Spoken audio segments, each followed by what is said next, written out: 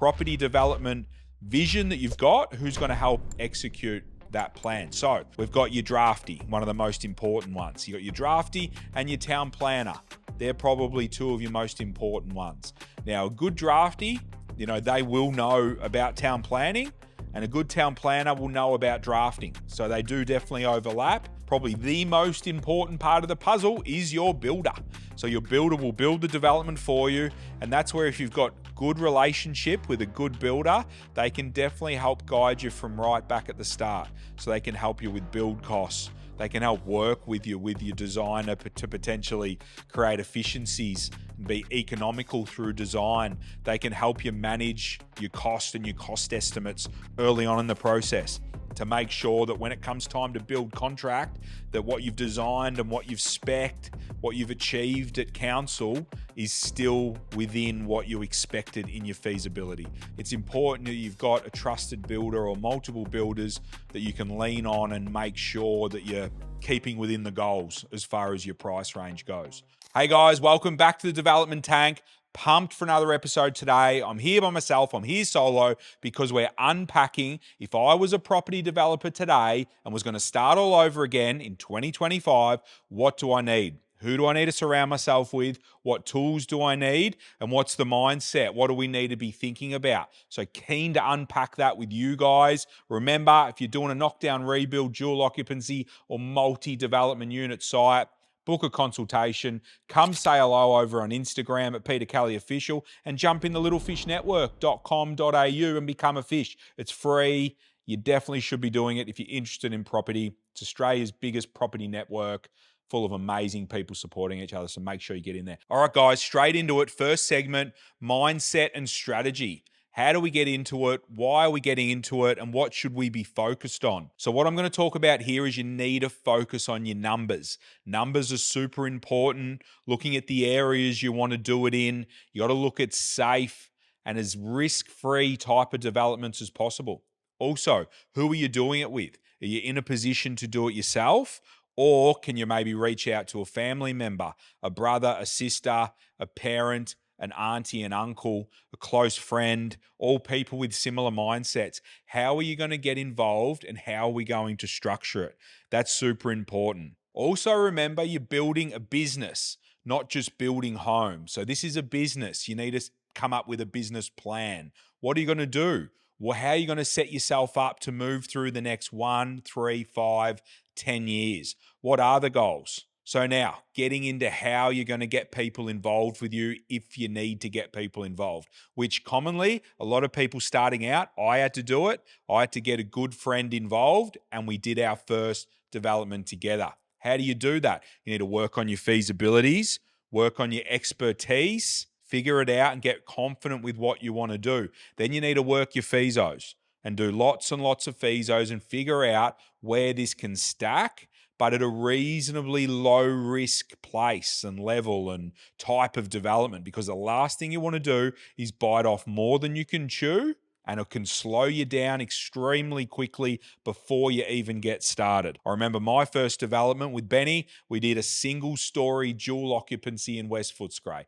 Happy days. Probably one of my best developments still to this date, because it was low risk, it was high reward, and the product went really well, really sought after. We definitely hit a niche with that one. So maybe a little bit of beginner's luck, but the key to it was we didn't bite off more than we could chew.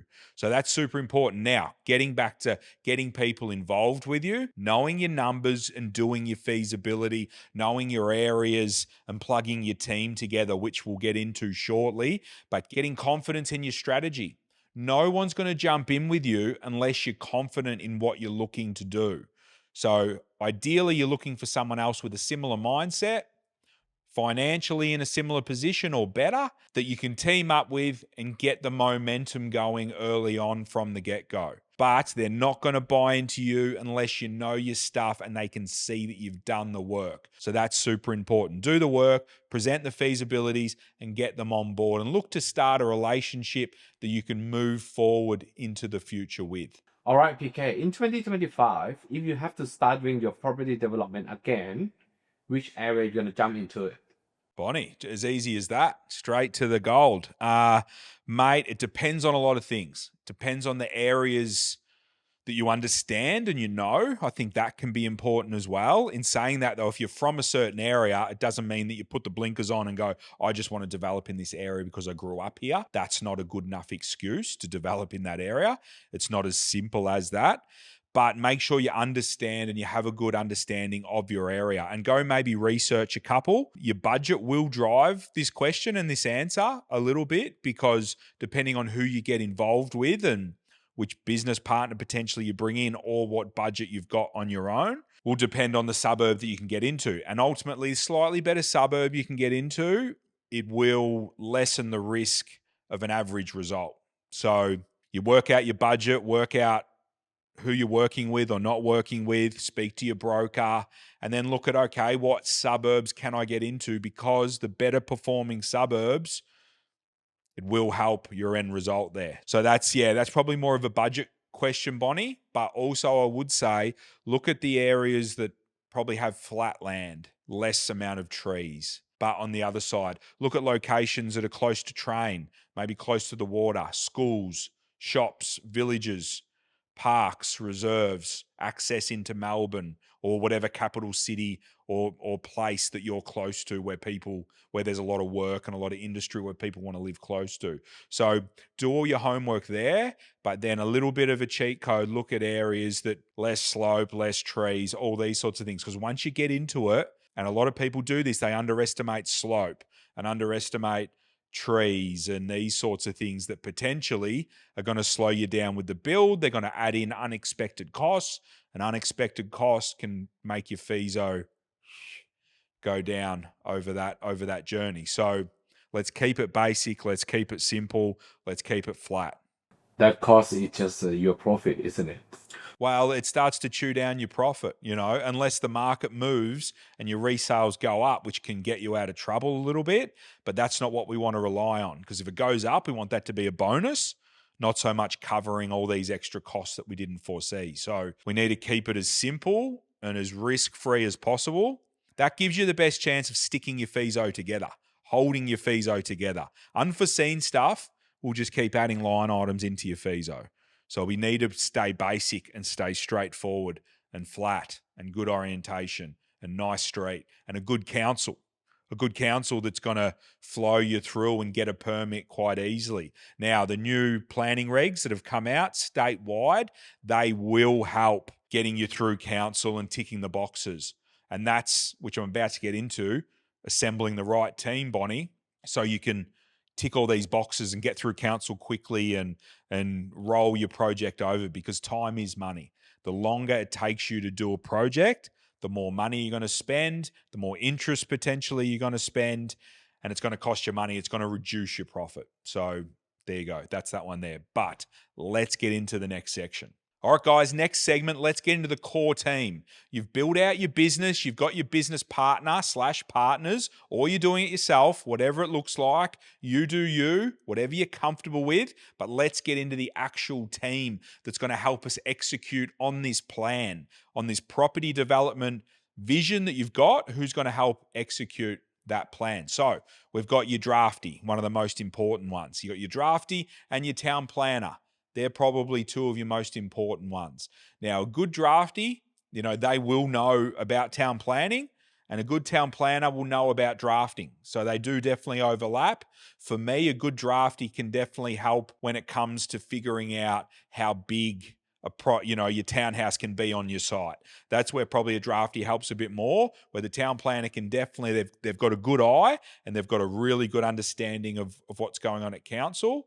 But when it comes to sizing and exactly going, hey, it's going to be 3-bed, going to be a living upstairs, a master upstairs, double garage down with maybe a master bed down as well, and living sizes. That's the detailed feedback that you will really need to make sure you get your resales right, so get your comparable sales right, because floor plans and size and livability is super important when you're stacking up comparables. If you don't get a good snapshot of what's achievable on this site and what the living arrangements will be in the accommodation you're proposing, you will not be able to line up your comparable sales. So So that's super important, because when it comes to comparable sales, you won't often get a real apple and apple scenario. You'll often be going, okay, I feel like my product will be a bit bigger and better than that, but it might be a little bit smaller and a little bit lower spec than that. And then you're drawing these lines in between other comparables to find a reasonable price estimate for your place. So a good designer and a good draftsman who's across the industry, often if you find a good draftsman or a good designer, they can potentially be developers themselves. So that's I was lucky to find one early on in my journey that when they're property developers and they see the whole picture, you don't need to explain much to them. You take them the site and pretty much straight away they're going to appreciate what highest and best use of the site is, and you're going to get some of that intel across to them, but you're going to work collaboratively, but they're going to be able to join the dots pretty quickly. So drafty, town planner, very important. Your land surveyor, he's probably first cab off the rank. He's the one that'll go out and survey your site, re-establish your titles, actually get the survey that you can take to the designer. And when it comes to doing your subdivision, applying for titles, they will essentially be there right the way through the process. You won't be working with them every day, but every so often the land surveyor pops up and needs to do a check measure on site, needs to set out for the builder potentially before they start building. They will help you lodge into council for your plan of subdivision. So they keep popping up. And also from that early due diligence stage, a land surveyor can be really useful, especially if you've got a bit of a tricky site and you've got maybe some anomalies that you noticed on the title. Maybe there's an opportunity to subdivide the two titles before even going through planning and designing anything. Like there's lots of different ways and means we can develop property, and a land surveyor is definitely an important one to have on your team. Okay, so land surveyor, designer into town planner, super important. Okay, then we've probably got more so your accountant, your broker, and maybe conveyancer legal parties. So, conveyancer or solicitor, whoever's going to help you transact that property, maybe come up with your contracts of sale at the end, help you lodge your titles into the titles office. So both of them can help. Obviously, your solicitor's a bit more well-versed in the legal part of things, but if you're just looking for conveyancing, a conveyancer can be a great solution as well. Your broker, obviously, to get your money and to tell you how much you can afford, super important. Then your accountant, probably the most important of those three, is going to set up your structure, minimize tax, maximize your profits, and look to help you and guide you through the money maze that property development is. So another super important team member. And then also, how can we forget, probably the most important part of the puzzle is your builder. So your builder will build the development for you.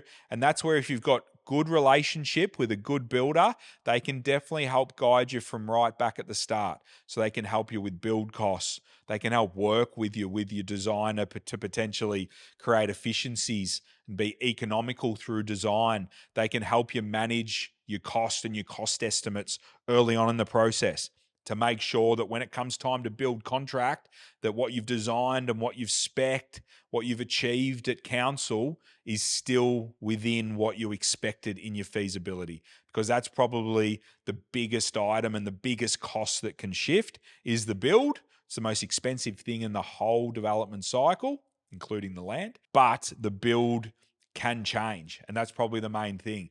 The land at the start of the project, the price, the expectation, it's in reach. It's right there. You're going to buy it. You buy it pretty quickly after you completed your feasibility and you're comfortable. The build can be 6 months, 9 months, 12 months, depending on how quick you go through the process. It can be a little bit further on. So the distance between there and there, a lot of things can change. So it's important that you've got a trusted builder or multiple builders that you can lean on and make sure that you're keeping within the goals as far as your price range goes. So super important one, the builder there. And I think I should probably mention the caveat with all this is, and I remember back to when Benny and I started, and it's easy for me to say now because a lot of people out there want to help you. But when starting out, you need to approach these people, sit them down, this is what I want to do, and get them to buy into you when it comes to a drafty, a land surveyor, or whoever it might be, And ideally, you need them to like you and buy into you and what you're looking to do. And then ultimately do a development, use them on your development, treat them well, respect them, listen to what they've got to say, learn from them. I find a lot of people want to teach you out there as long as you're up for listening. So definitely showing some vulnerability and listening to these experts in their field, because they've been doing this a lot longer than you have, and you're entering the development game fresh. So make sure you're showing vulnerability and you're listening to them and you're letting them help you through the process, because people will teach you as you go along the process. And make sure you're somebody that's teachable. Okay, so that's the main thing, because you're approaching these people for the first time. Maybe they've been referred to you by a friend, family member, something like that, which is great. But you need to go there, meet with them, get them to buy into you. All right, next one. Let's get into essential tools and softwares that you might like to use. So this doesn't need to be crazy, and a lot of these tools are out there and they're free and we can use them. A lot of them may even be on your computer already. So when we're talking about things like Excel spreadsheets are great. And there's a lot of platforms out there that have example feasibility studies and all these sorts of things. And starting with an Excel spreadsheet, plugging in land costs, figuring out stamp duty costs, figuring out maybe accounting costs and setup costs for entities at the start, looking at drafting costs, speaking to your drafty. How much is it going to cost for me to design this through a planning process, working docs, maybe speaking to an interior designer or the specification. Will your designer do that, or will you get another interior designer to look at that for you? What will that cost be? Plug that in. So essentially a feasibility is about putting in costs and putting in revenue, your resales. Obviously looking at GST costs, looking at real estate costs and real estate commissions, marketing costs. Your build cost is a big one. So essentially the best feasos have all the costs and then have realistic resales. That's as simple as what it is, guys. Most people can bang on and make feasos sound more difficult than they are. Essentially, a good feaso has all the costs, has contingency, my favorite line item. You need contingency in there. And a reasonable contingency might be 2, 3, 5% of the build potentially, but you need that contingency item in there because things will happen. Things will happen, mark my word. And to have a line of contingency there that you can grab from as those unforeseen things happen is a very nice feeling. Having all the costs in there, contingency, then it's your resales, it's your comparable sales. And like I said, if you can get a handle on the size of the dwellings that you're going to achieve, the specification you're going to achieve, and what that will cost, then it will help drive, okay, what are my resales going to be? And here at Little Fish, we like to do realistic, pessimistic on the lower side, and optimistic on the higher side. So you end up with kind of a big range or a bigger range. So you can sort of draw a line in the middle and try and be as accurate as you can, but definitely spread the goalposts a little bit wider so you can appreciate what happens if the market goes up or what happens if the market goes down. Or as you're starting out, what happens if I'm a little bit incorrect and my costs are higher than I thought? I might be back down here. Am I still comfortable with this? That's super important. Am I still comfortable in around the pessimistic to realistic?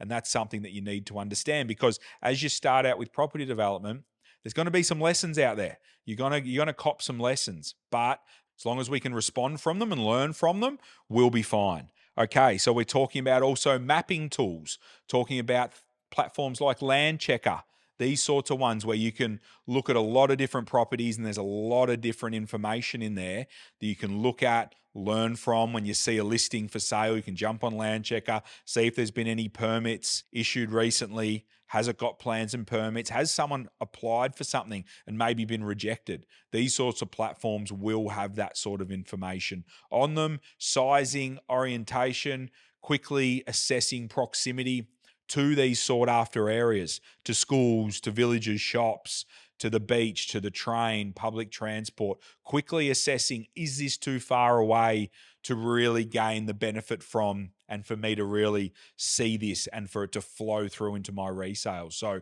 very quickly, we need these mapping and high-res imagery to see and to get feels for area, because you driving around on foot and getting on foot and seeing all these opportunities, it will take a long time to do that. So getting comfortable with good mapping tools is super important. Okay, and then probably looking at loan calculators, how much interest, how much holding costs are going to be, because remember, interest will suffocate a project.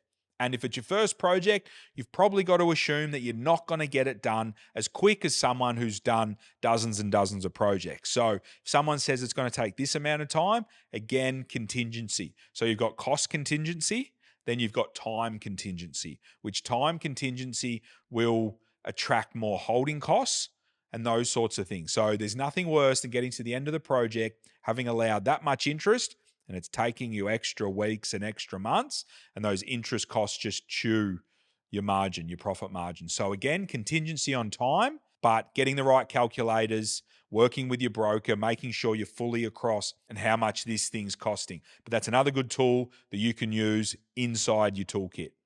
All right, guys, let's do a recap on that. It's a good episode. There's a lot of gold in there for people looking out to do property development. But the things we want to be thinking about, we want low risk development sites. Low risk and a nice margin in them. We don't need to get carried away with big sites with big margins, because I tell you what, the big sites and the problems that come with big sites, those margins can get eroded in an instant. So we want reasonably straightforward property sites. You want to be hitting your budget. Let's not tap out on our budget. Let's sit below our budget and give ourselves some buffer. I think that's super important. Partner up with like-minded people around you if that's going to help. That's what I did, and it definitely helped. Now we've been involved in over 300 projects over the years. So partnering up with people is definitely a good outcome if required. Tackle low-risk opportunities. Start small, be smart, and make sure you challenge your numbers. Do feasibilities, learn that municipality that you want to develop in, hone in, speak to real estate agents, figure out what's going on, get all the core team together like I mentioned. The core team, get them buying into you and learn from them. You get a good drafty, good town planner, good land surveyor, good builder, list goes on. There's a wealth of knowledge amongst all those people. Take them out for lunch, buy them a coffee, learn from them. You're getting into your first development. There's probably 100 developments plus amongst that core group that you're assembling. So make sure you get that information from them. So anyway, guys, that's a wrap. Hopefully you got some value. And remember, jump in the Little Fish Network. Inside there, there's feasibility calculators. There's other people helping each other, and it's all free. It's free, so it's a no-brainer. So get in there, become a fish, littlefishnetwork.com.au. Jump in there, have a ball, bring value, and everyone helps everyone. It's Australia's biggest property platform. Let's go. And remember, if all that seems too hard for you, book a consultation below. This is what we do. We buy development sites and manage development sites for our clients. But if you are embarking on it on your own, good luck. Watch that a few times over. And another thing that's free, like I said, get in the Little Fish Network. Thank me later. Happy developing.